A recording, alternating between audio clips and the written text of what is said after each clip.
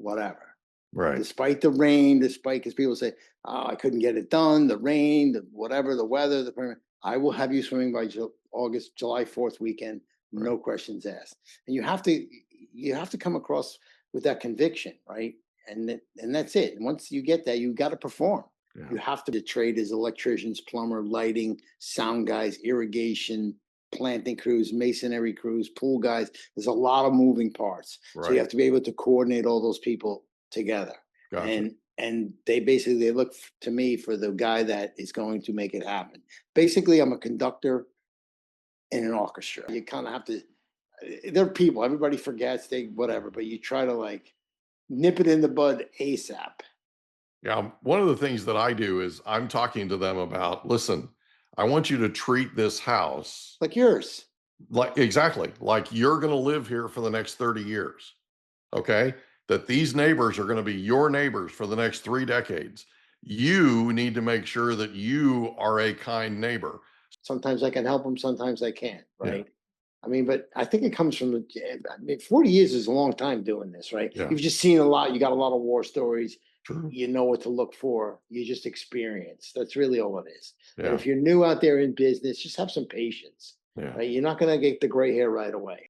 Did you know there's a technology that's actually an app on your phone that uses sound waves to tell your brain what you want your brain to do? We had a young man that was on a guest on our podcast, the Mike Litton Experience, who had a traumatic brain injury. He was sleeping 3 hours a night.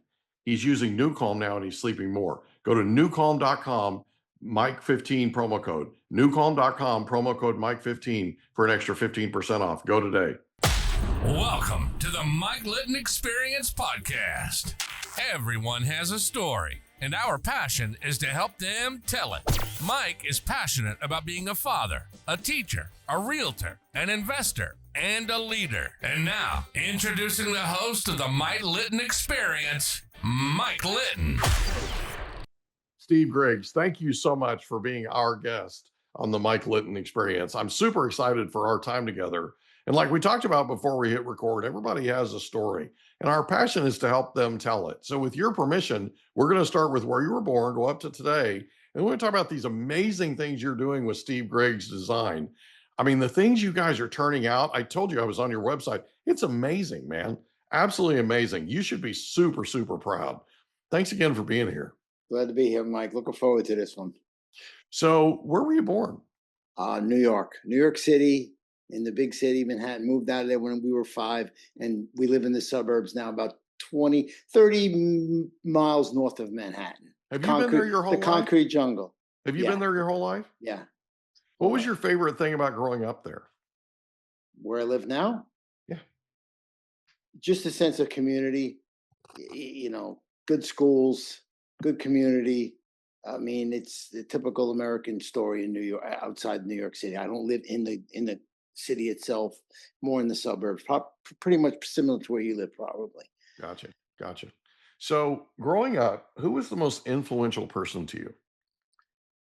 I mean, you look back on that when you're growing up. My dad was a construction worker in New York City, hardcore guy. He says everybody needs a little disappointment in life. So I put myself through college. There was no handouts. Right. No handouts. So whatever I had to have, I had to work for myself.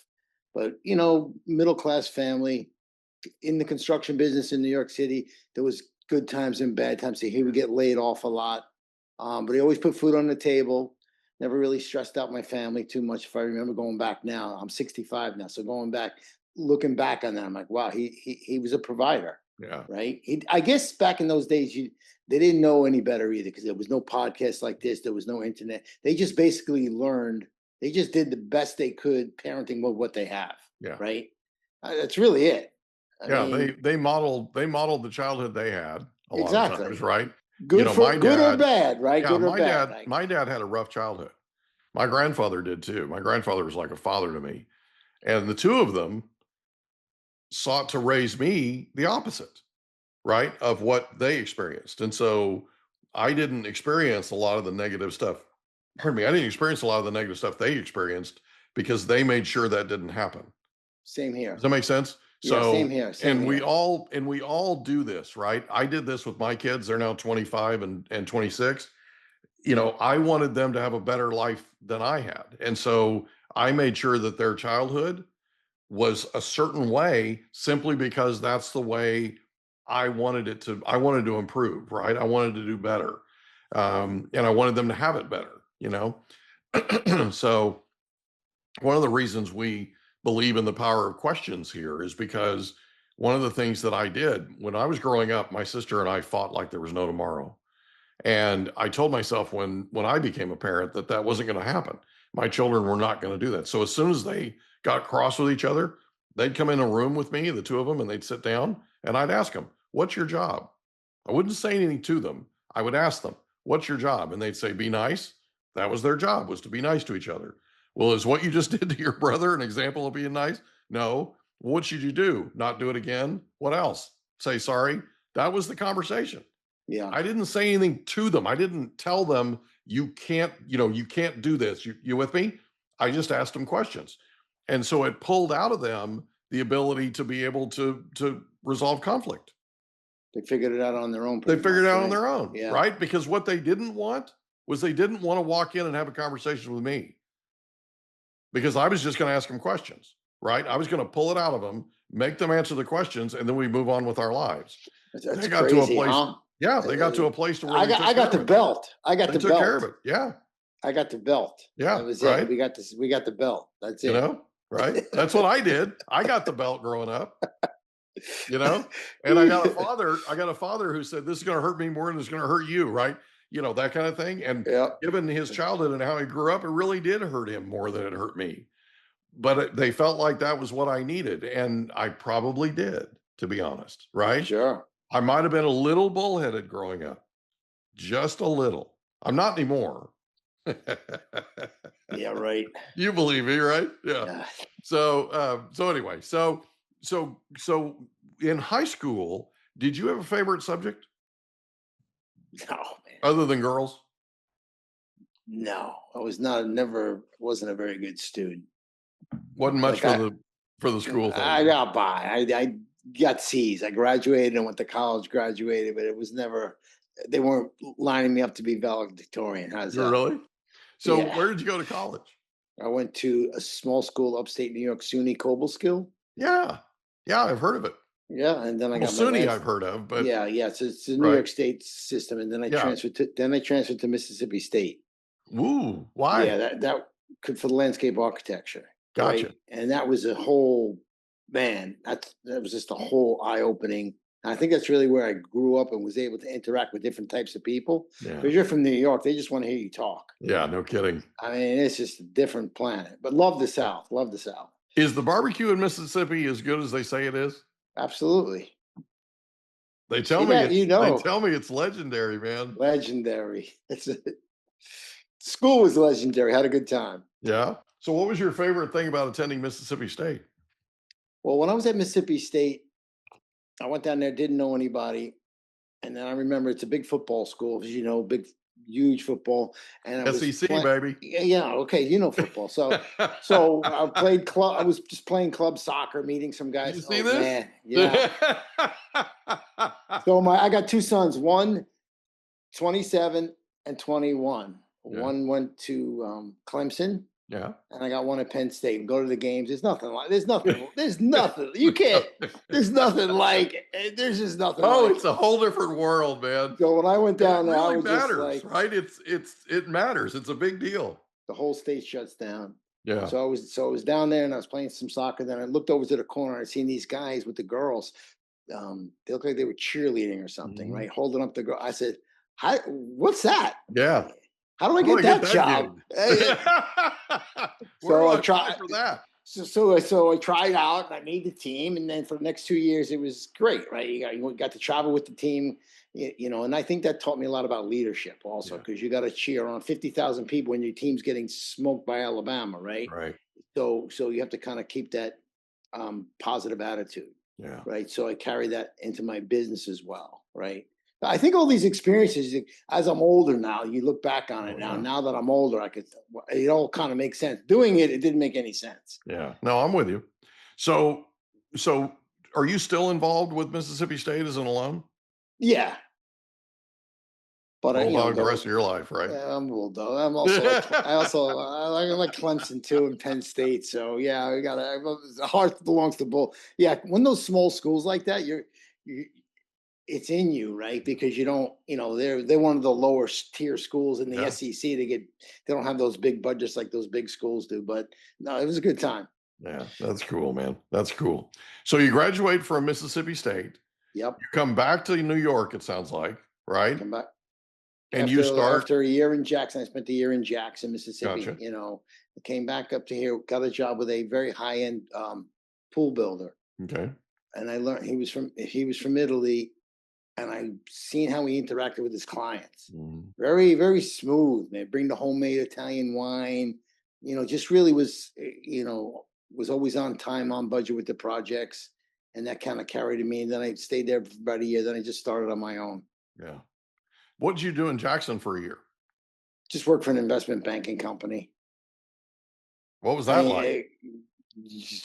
They hired me. I mean, honestly, making cold calls inside all day. It wasn't me, man. I need to be outside. It Gotta just get some wasn't me. sun on your face, baby. Gotta get some sun, baby. Oh yeah. Wow. So you worked for the investment bank for a year, and then you end up back in New York, go to work for, it sounds like, a really, really high-end pool Yes. designer, right? Very high-end pool builder. What's the single most important thing you learned working for him? I would have to say customer marketing, client marketing, just the way he was just smooth, man. Yeah. Just not a BSer, just very smooth, kiss the babies, pet the dog, bring the wine, make them fall in love with the emotions of having the backyard of their dreams. Not selling, he's not selling a hole in the ground with water in it, right? Right. He painted the experience. And that really, that's what they buy. People buy emotion, right? Buy from emotion. Did he Especially paint nowadays. Did he paint the experience by telling them about the experience, or did he paint the experience by pulling it out of them? He would take a can of spray paint and spray paint the pool on the lawn, right?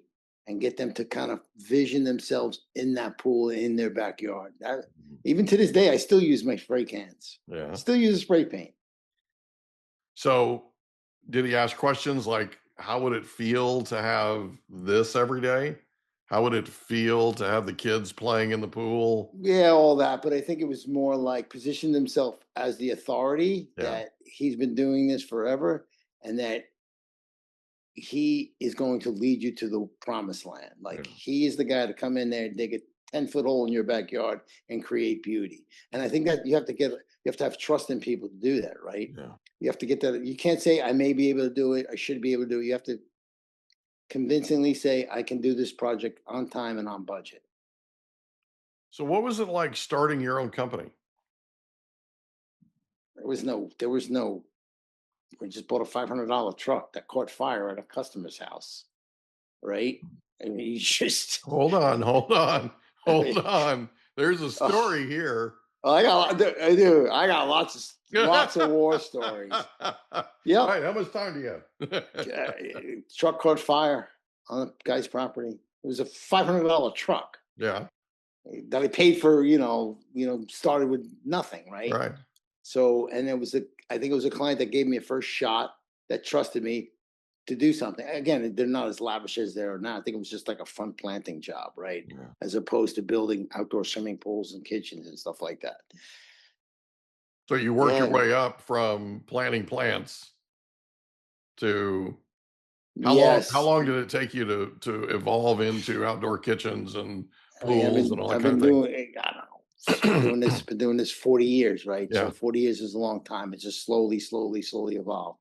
And then eventually you're doing their kids' homes, right? Then they're moving, then you're doing their second homes, and then you're doing their third homes, right? So a lot of these customers I have are repeat customers. Yeah. So you're growing as they grow. Yeah. I've done their kids' houses, right? It's crazy. That's awesome. So we're going to take a break. When we come back, we're going to ask you, what's the single most important thing you've learned over the 40 years of owning Steve Griggs Design? We'll be right back. Did you know there's an app that has no side effects, that allows you to use sound waves to tell your brain what you want it to do.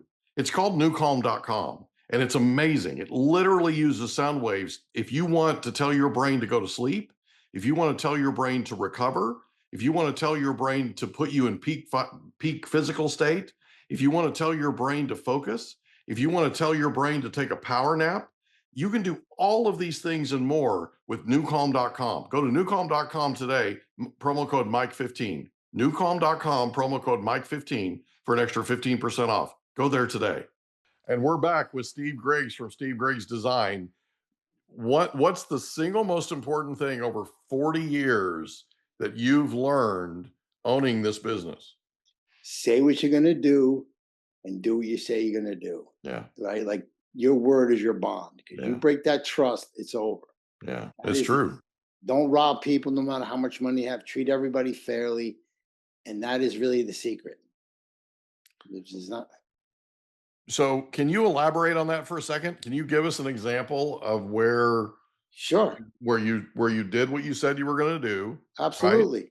And you made sure that you gave people a fair deal. We'll use Mrs. Jones for an example, fictitious name. That's fine. You will be swimming in your pool by July 4th. Whatever. Right. Despite the rain, because people say, oh, I couldn't get it done, the rain, the weather, I will have you swimming by July 4th weekend, no questions asked. And you have to come across with that conviction, right? And that's it. And once you get that, you got to perform. Yeah. You have to. I learned that working through my father when I would work with him in the winter in construction in New York City. He would drag me down there after being up all night. I'd go down there, torture. Yeah. And I always noticed how they work in New York City. It's like there's no excuses. My father would go to work sick, freezing cold. It didn't matter. You have 5 kids at home. You have to put food on the table, right? So there was none of that. There was no excuses. Well, if you didn't work, you didn't get paid, right? Yeah, you didn't get paid. And, that's one of the things I guess I would learn from my dad. He's passed now, but that work ethic has been instilled. Yeah. And that's been something growing up watching him do that. Looking back on it now, for sure, it's cold here. It's cold here. I got you. It does get cold up there. So when you're building a pool, and let's say you're building a pool for Mrs. Jones, and you tell Mrs. Jones she'll be swimming in her pool July 4th. Do you have rain days built into that estimate? Are you if you have supply chain issues or whatever, you building all that into? Everybody, during COVID, it was very tough. Tough trying to get all that done. But you have things factored in, and then if you have to ramp up production, you bring in more guys. Yeah. You just have to make that deadline. So, can you talk for a second about a typical pool? And we'll say Mrs. Jones' pool, right? You're going to build that pool and the landscape that goes around it. How many people? How many workers are going to be involved in that project? You can have 10 different trades. A trade is electricians, plumber, lighting, sound guys, irrigation, planting crews, masonry crews, pool guys. There's a lot of moving parts. Right. So you have to be able to coordinate all those people together. Gotcha. And they look to me for the guy that is going to make it happen. Basically, I'm a conductor in an orchestra. I have to put it all together. Before we even get to that part, it's a series of questions. We spoke early on about questions. Yeah. I have to get inside their head, and they need to explain to me what the feeling they want is when they go outside. And that's just by a lot of questions. Let them talk. Yeah. Let them talk. Let them get it all out. And then we kind of paint the picture, and then we have that money conversation, right? Right. You have to have the money conversation. This typically is going to cost X amount of dollars, and that's how the process works. Gotcha. Can you go through those questions with us for a second? Because one of the things that I mentioned to you before that's kind of a running theme in this podcast is the power of questions. Do you mind going through those questions with us and sharing with us what it is that you ask? I mean, you want to ask not just yes or no question. You want to ask open-end questions like, How do you plan on using the space? Well, we like to have our kids come over, and we want to have our kids come here instead of going everywhere else. I can keep an eye on them, right? Right. Be You the want cool, to, be the yeah, cool house be in the the cool. neighborhood. You want to ask what feeling you want to have when you go outside, right? Oh, I want it to feel like Las Vegas, and I know I want it to feel like the Ritz Carlton. It's another style. I want to feel very Zen like. That's another style. So you want to ask them a series of questions, right? How long are you going to be in the house for? That's going to depend on the kind of materials you use, right? And then budget's a factor. You don't want to be the nicest backyard in the whole neighborhood. It has to be in relationship to the real estate value, right? Mhm. So you get into all those questions. Then after you ask all the questions, they kind of feel you have they kind of get you. You get them, and they get you, right? So you're in sync right now, right? Mhm. So that leads to a better relationship. Instead of you coming in and just bullying them to what they think they should have in the back. I'm designing it for you, Right. right? I just come across as I'm in the luxury business, Mhm. right? I'm not competing against other landscapers. I'm competing against everything else they could spend that money on. If they have 300,000, am I gonna go to Europe? Am I gonna go on the yacht? Am I gonna buy that second vacation home? So I'm competing with. Am I gonna buy that diamond ring? So I'm competing for everything else that they can spend it on. Mhm. So I have to be super high level. I have to transform their life, not Right. build your backyard. I have to transform. I'm not coming there to build your patio. I have to transform your life. So when you're asking these questions and they're answering these questions to you, what's happening between you and them? We just have a dialogue like we're having right now, right? I'm just Mhm. listening and trying to, and I'm thinking. And then I have to let it go home and marinate, right? They always Mhm. want to say, oh, what do I would pull here? Well, like I just have to let it, I'll come back at another time when no one's home. And Mhm. I gotta just get the vision in my head Right. first. And then I'll do a design, and then we'll do some renderings, and we'll go back and we'll do that whole process. So they're sharing intimate details with you, like what their lifestyle is and what they treasure and what they cherish and what's important to them and what they love and that kind of thing. Is it possible that when you're asking them those questions and they're answering them to you, that they're bonding with you because they're sharing with you their innermost feelings? Oh yeah, you want to get inside their head.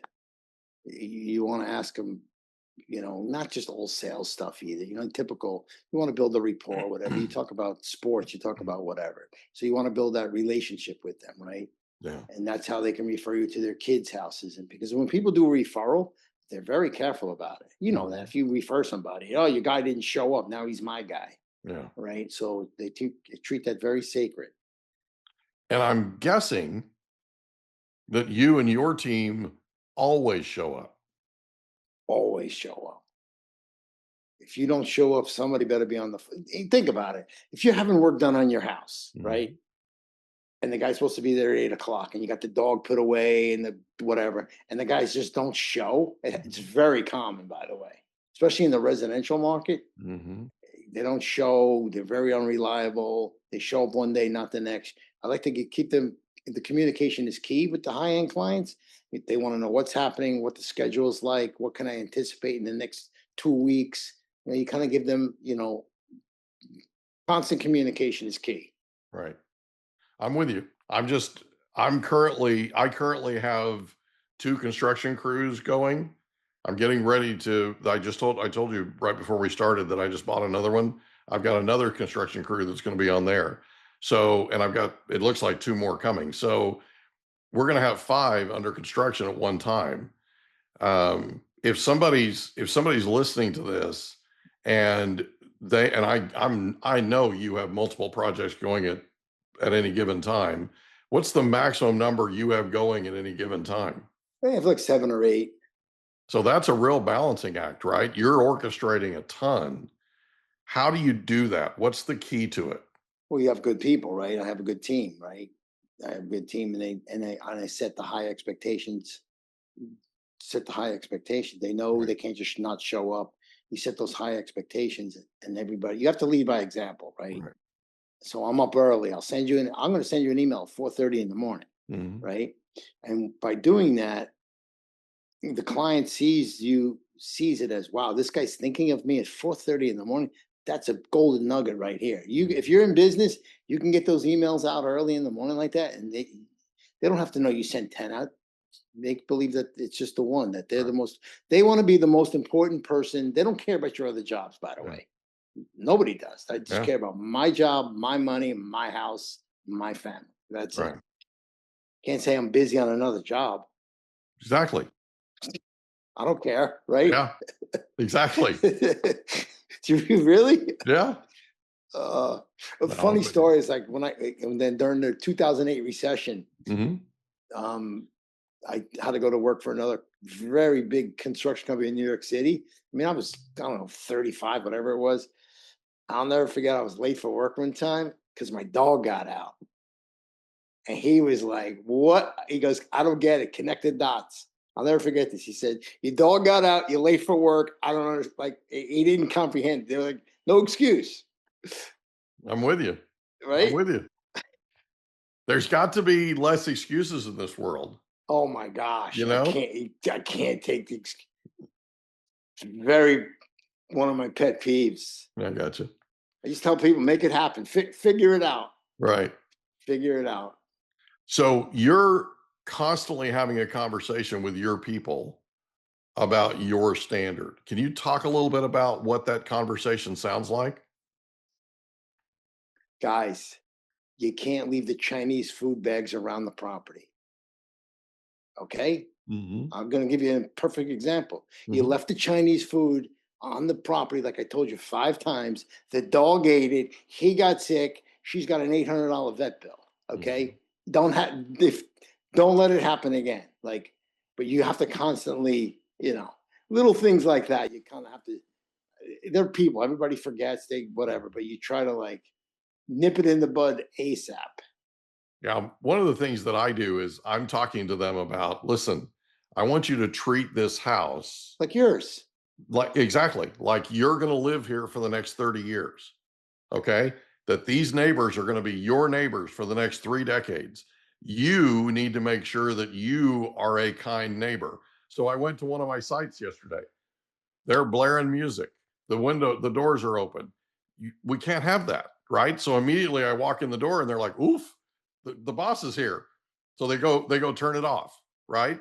Well, as soon as I leave, or they thought I'd left because I sort of hung out a little bit, They turned it back on. it's back on, but it's at half volume, Okay. Okay. and the doors are closed. Okay, Better. that's Better. a better neighbor for me. Okay, I'd rather it just be silence, but I'm not going to ask them to do the kind of work that they're doing. It's rough work. I'm not going to ask them to do that without having something playing. Okay, but there also has to be a standard. And so, that's one of the things that I'm constantly having this conversation with them about, are you being a good neighbor? Right? Are you being Don't the kind of neighbor that you would want to have? don't park the trucks in front of the neighbor's driveway. Yeah. By the way, anytime I do something like that, I have to go and I have to reprimand. Mhm. I always bring a box of Dunkin' Donuts and some donuts. It makes it, you know what I'm saying? It's not like a pain in the ass boss. I just, hey, we just got a conversation. We'll have the coffee, and they really appreciate that. Yeah. So are you talking to them or are you asking them questions? It's like who left the Chinese food? That kind of question. It's a true story, by the way. No, I've got you. The dog ate the chicken bone, and then Yeah. go to the vet. It's Yeah. like, So that's what I haven't experienced yet. I haven't experienced the food being left behind, right? I haven't experienced that yet, but I have, I mean, there's some things that they've done where I've kind of gone, okay, this is not the standard. This is not what and they're still getting used to me, right? This one crew's only been working with us for a I couple think weeks. you have to. Yeah, I think you have to like. They have to respect you. You Yeah. can't come in there like a oh, here's the big boss barking orders. I'll never ask them to do something I wouldn't do myself. Well, I never bark orders. I just go in and start asking them questions, right? Asking them questions. And what happens is they sort of go, oof, right? Yeah, they kind of figure it out on their own. Right. Well, wow, it's maybe. I mean, the fact of the matter is this.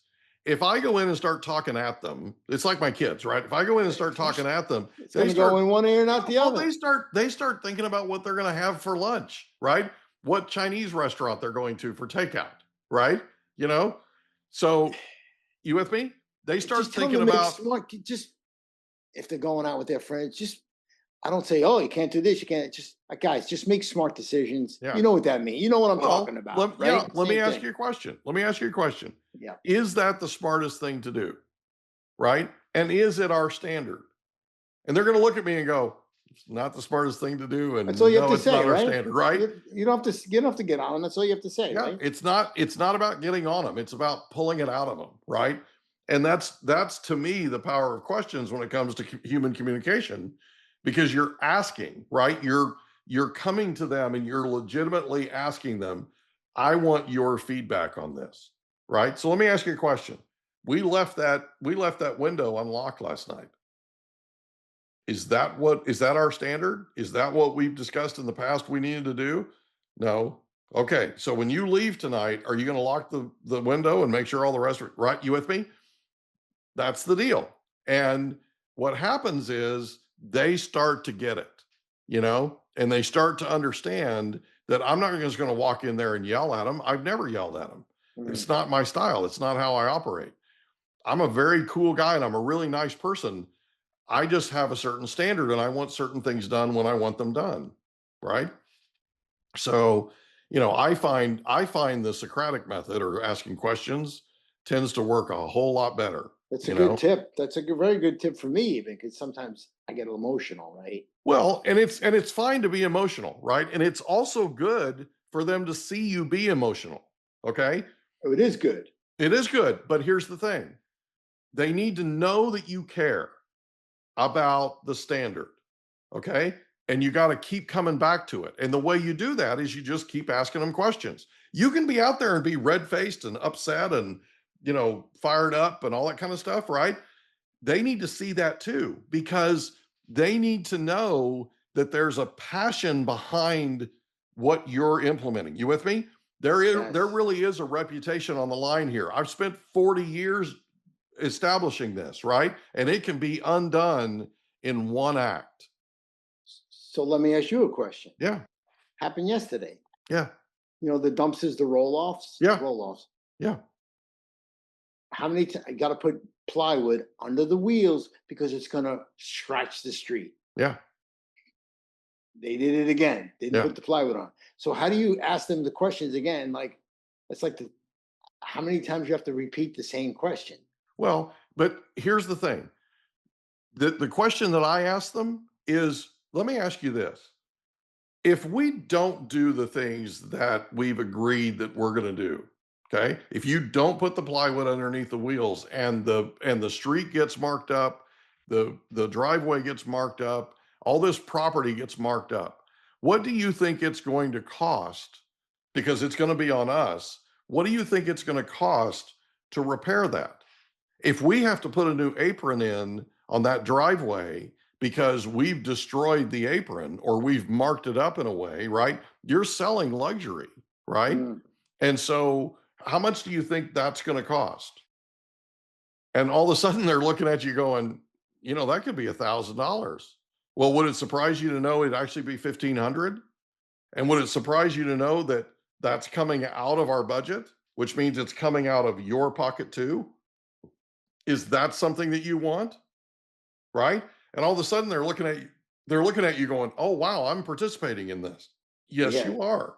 1,000% you're participating in this. That's a good tip. I'm going to do that a little more. You with me? Yeah, for sure. Oh, absolutely. Because all of a sudden now you're having a higher level conversation with them.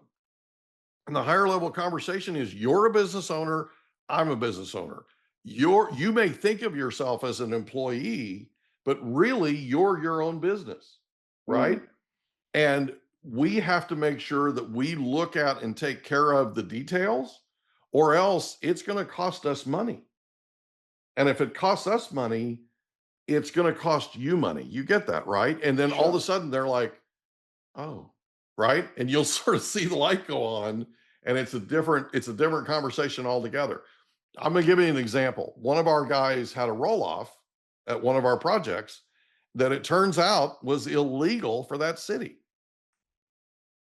There is a, I'm not joking, there is a trash collection company that shall remain nameless that has a contract with the city They're the only, I'm not joking, they're the only ones, they're the only contractor that can deliver and keep dumpsters in that city. And we got a warning label put on the roll off, right? So one of my investors, my partner and one of my investors goes out there to visit the property to check on progress, and I get a photo of this warning label. Well, it has the name and phone number of the person that put the label on, right? So I call him and I'm on the phone with him and I'm just asking him questions, right? And he goes, you know something, Mr. Litton? He said, everybody that calls me, to a person, everybody that calls me is screaming at me when I answer the phone. And he said, you haven't even raised your voice. He's like, all you've done is ask me why that was put there and what, right? And I said, well, I'm legitimately curious, right?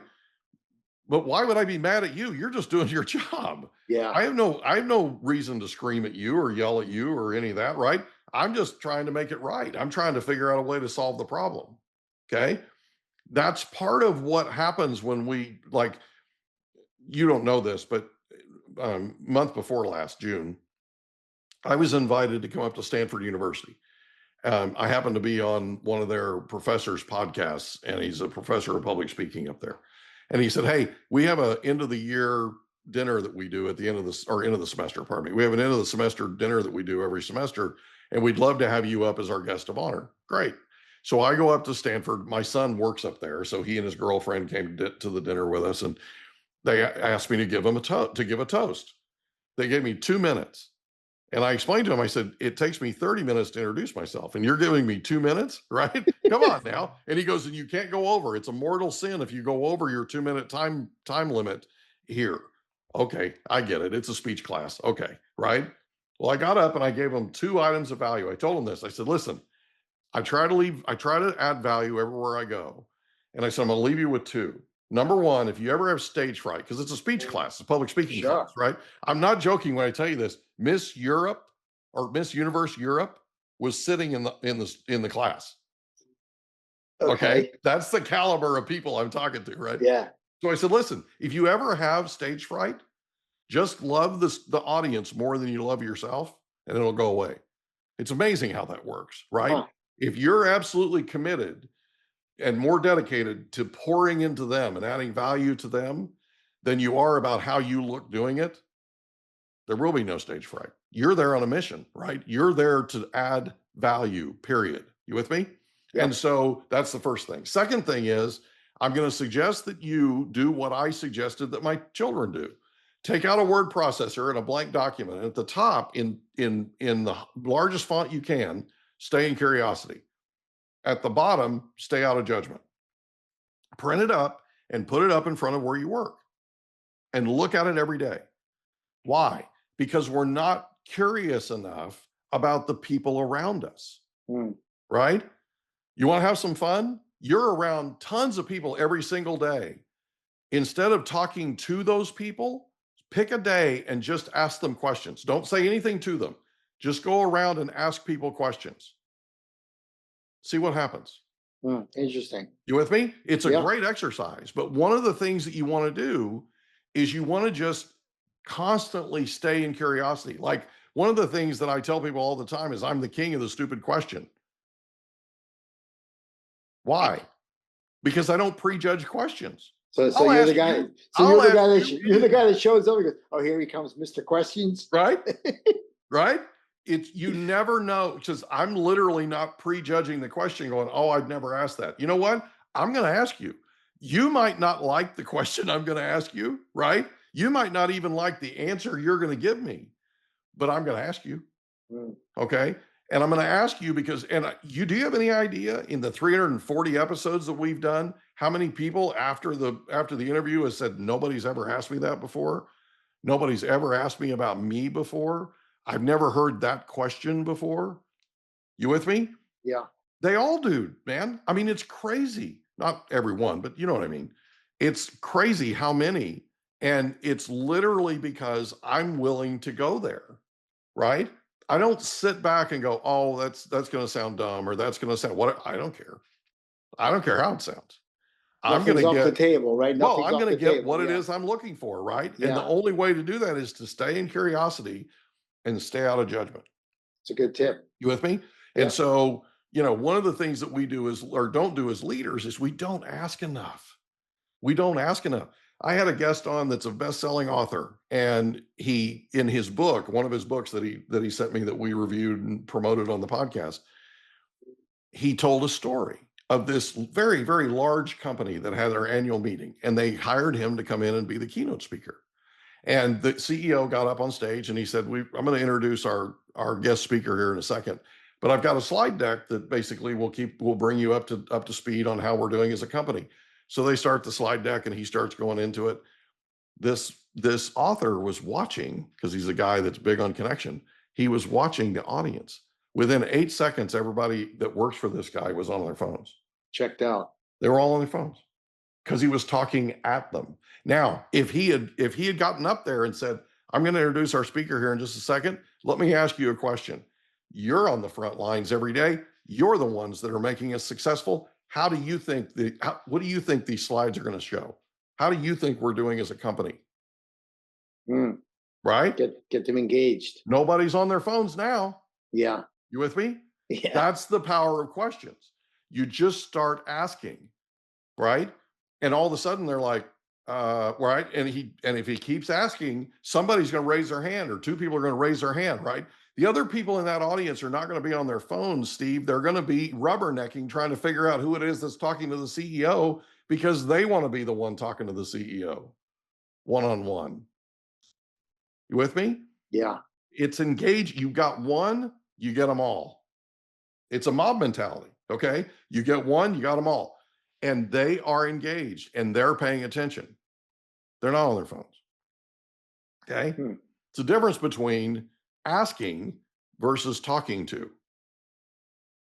That's the biggest difference. So you want to get them talking. Yeah. Well, you want to get them, engaged. Yeah.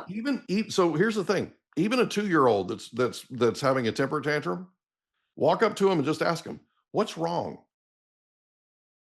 They're going to stop crying. They're going to look at you. They're going to want to answer, right? Do you know what the terrible twos are? Yeah. They can't tell you how they feel. And so the way it goes is, when they don't feel good, what they've learned the first 2 years or first year and a half or whatever is, mom and dad will soothe me if I cry. If I throw a fit, I'll get what I want. Okay. Nobody's ever taught them how to tell mom and dad how they feel. Yeah. If that's all they did, the terrible twos go away. Okay. So all you want to do is, if they're throwing a temper tantrum, just walk. And by the way, this works with employees too, just so you know. If your employee is having a conniption, just walk up to them and go, what's wrong? Yeah. They'll stop, they'll look at you, they'll focus on you, and they'll want to answer your question. And they'll forget what it was they were upset about in the first place. Yeah. You with me? Yeah, it's good stuff. Psychology. Yeah. All you're doing is interrupting their pattern. Right? I've had people come up to me and they're just absolutely losing their minds. And I'll just very dispassionately ask them, what in the world just happened to you that got you in this state? So you disarm them. Well, all of a sudden, well, what are they going to do? Right? What they want to do is scream at you. And I'm telling you, when they're screaming at you, they want you to return that energy. They want to fight. They want to fight. If all you do, see, I'm the most boring husband on the planet. You can't have a fight with me. You know how? You know why? Because I just stop and go, okay, what's wrong? What's wrong, honey? What's wrong? Talk to me. What's wrong? Right? She wants to fight. She wants to throw stuff. She wants to fight. Right? She's mad, Jack. Right? No.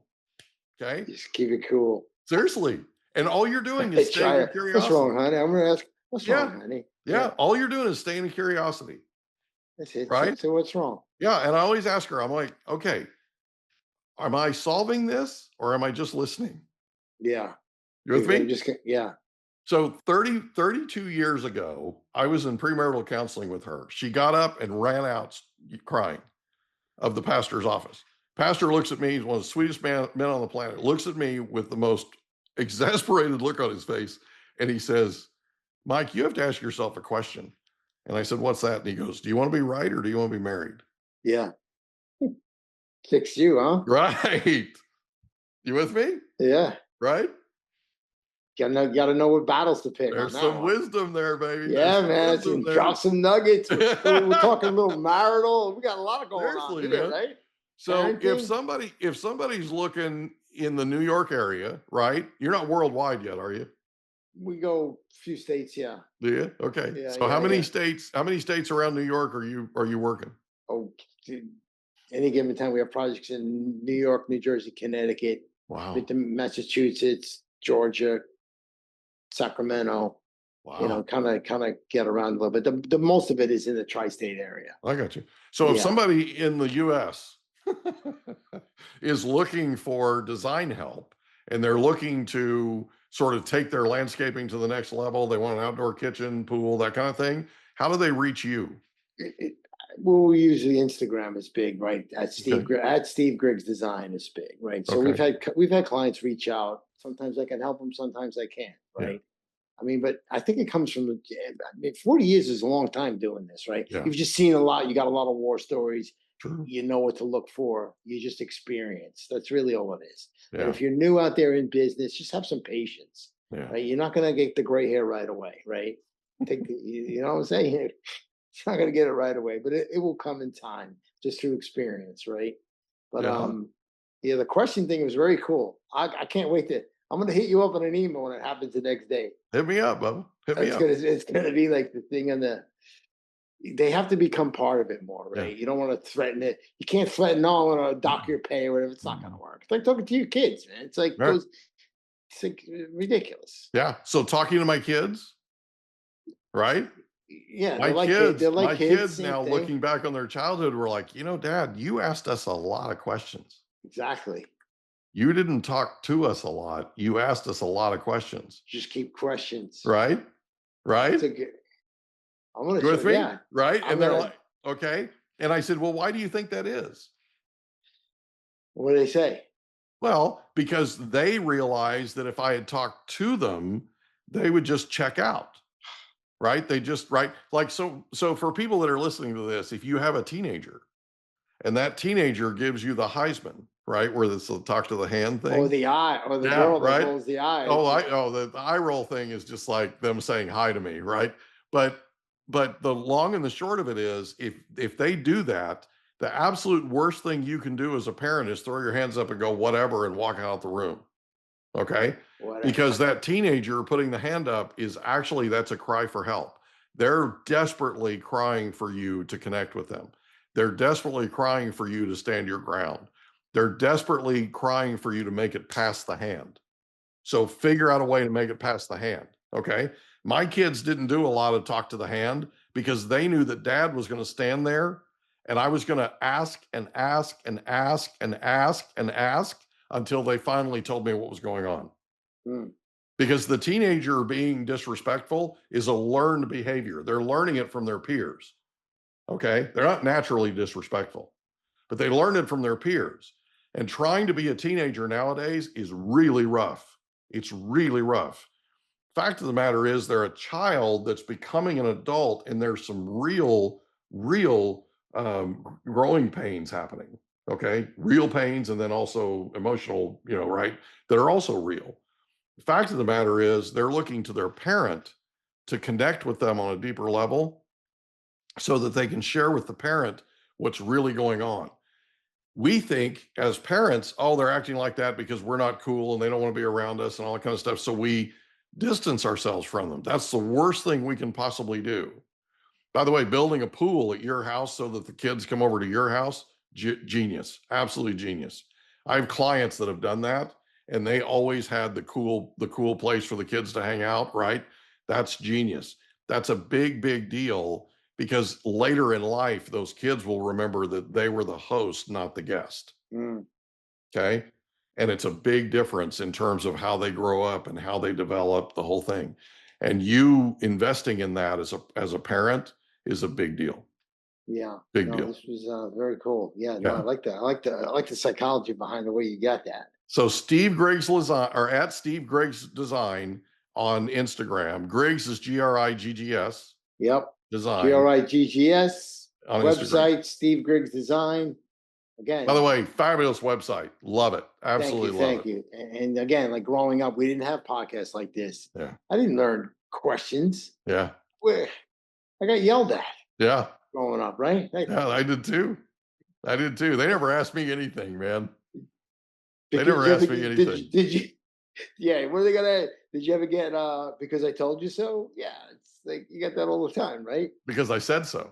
Because I said so. Yeah. Right? Because I said so. Yeah. That's right. Steve Griggs, thank you for being our guest on the Mike Litton Experience. This has been fun, bud. Thanks, Mike. Have a good one, man. Appreciate you being here. Take care. Can I ask you a question? Did you know that there's a technology that uses sound waves that'll tell your brain what to do? There literally is. It's called newcalm.com. It can tell your brain to heal, tell your brain to sleep, tell your brain to do all kinds of things. It can get you fired up. It can be a pre-workout. Newcalm.com. And the promo code is Mike15. Newcalm.com, promo code Mike15 for an extra 15% off. Go today. And that's a wrap. Another episode of the Mike Litton Experience in the books. Reach out to Mike on Instagram at the Mike Litton Experience.